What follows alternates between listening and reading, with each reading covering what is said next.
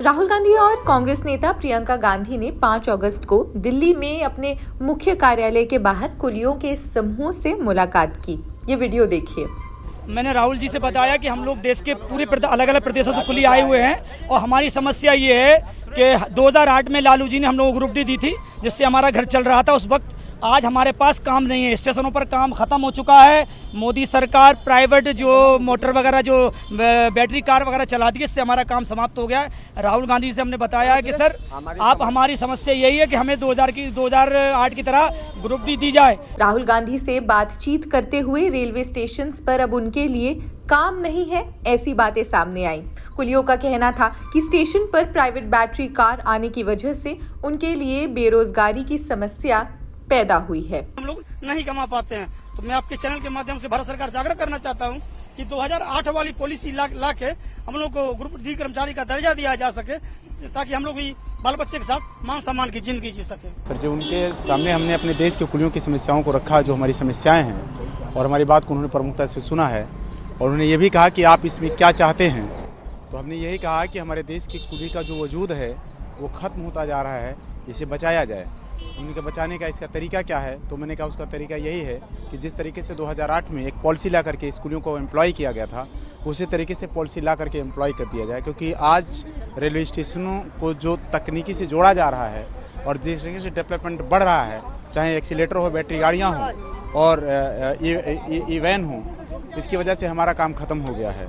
और बड़े स्टेशनों पर जो काम ख़त्म हुए हैं वो इन सारी चीज़ों की वजह से ख़त्म हुआ है।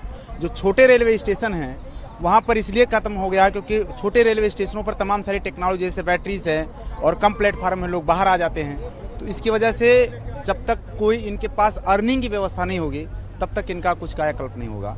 उनका ठीक है, इस पर हम बात करें। उनकी तरफ से क्या बोला गया? किसकी तरफ से? राहुल जी और प्रियंका जी की तरफ से आपको क्या बोला गया? उनकी तरफ से बोला गया कि एक काम कीजिए कि आप अपना जो डेलीगेशन है थोड़ा ऑफिस में जा करके बता दीजिएगा और इस पे हम यथासंभव जो भी होगा वो पार्लियामेंट में बात करेंगे और इस पर आपकी मांग को रखेंगे। जी, ज्ञापन सौंपा मैंने।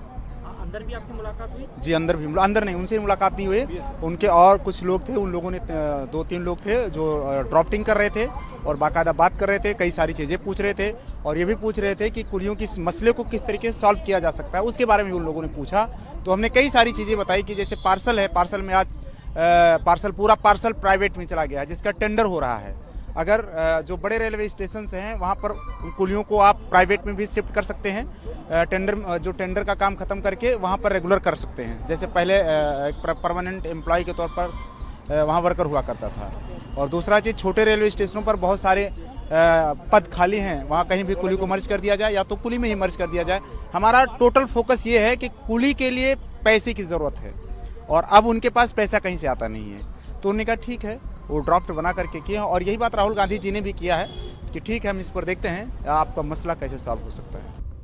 एक कुली ने कहा स्टेशनों पर उनके लिए काम समाप्त हो चुका है। मोदी सरकार की ओर से स्टेशंस पर जो निजी बैटरी कार चलाए जा रहे हैं उससे हमारा काम खत्म हो गया है, हमारे पास कोई काम नहीं बचा है। राहुल गांधी से हमने बताया कि हमें 2008 की तरह ग्रुप डी का दर्जा दिया जाए, क्योंकि हम लोगों को बहुत संघर्ष करना पड़ता है। काफी समय से हम लोग संघर्ष कर रहे हैं। हमें लगता है कि हमारी मांग राहुल गांधी जरूर उठाएंगे, क्योंकि सरकार नहीं सुन रही है।